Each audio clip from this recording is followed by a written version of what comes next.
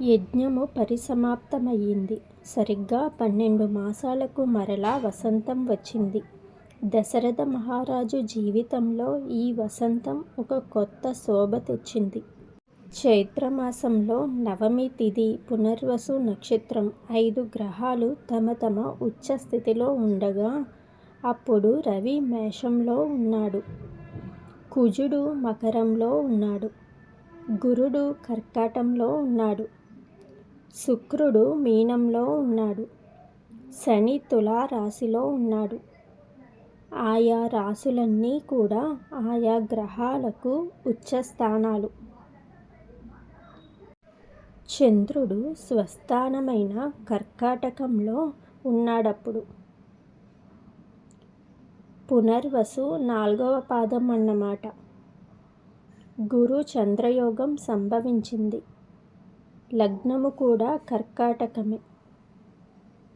ఆ శుభలగ్నమందు కౌసల్య జగత్ కళ్యాణకారకుడు జగన్నాథుడు ఇక్ష్వాకు వంశవర్ధనుడు అయిన శ్రీరామచంద్రుని పుత్రునిగా కన్నది. శ్రీరామ జననమైన 16 గంటల తరువాత భరతుడు మీనలగ్నంలో కైకేయికి జన్మించాడు. ఆయన నక్షత్రం పుష్యమి. ఆ తరువాత మధ్యాహ్న కాలంలో కర్కాటక లగ్నంలో ఆశ్లేష నక్షత్రంలో లక్ష్మణ శత్రుఘ్నులకు జన్మనిచ్చింది సుమిత్ర. రాజ్యమంతా కోలాహలం, ఉత్సవాలు, సంబరాలు, రాజు ఇచ్చే భూరి దానాలతో 11 రోజులు గడిచినాయి. 11వ రోజున నవజాత శిశువులకు నామకరణం జరిగింది.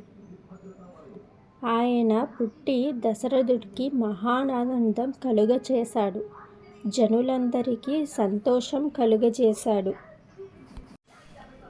ఎవని యందైతే సర్వజనులకు ఆనందం కలుగుతుందో అతడే రాముడు, రమింపచేయువాడు అని అర్థం. పెద్ద కుమారుడికి రాముడు అని పేరు పెట్టారు వశిష్ఠ మహర్షి. సంపద, శోభ కలవాడు కావున లక్ష్మణుడు, రాజ్యమును భరించువాడు కావున భరతుడు, శత్రువులకు సింహస్వప్నము, వారిని చంపువాడు కావున శత్రుఘ్నుడు. 4 కుమారులను చూసుకొని దశరథుడు మురిసిపోతున్నారు. ఆయన ఆనందానికి అవధులు లేవు.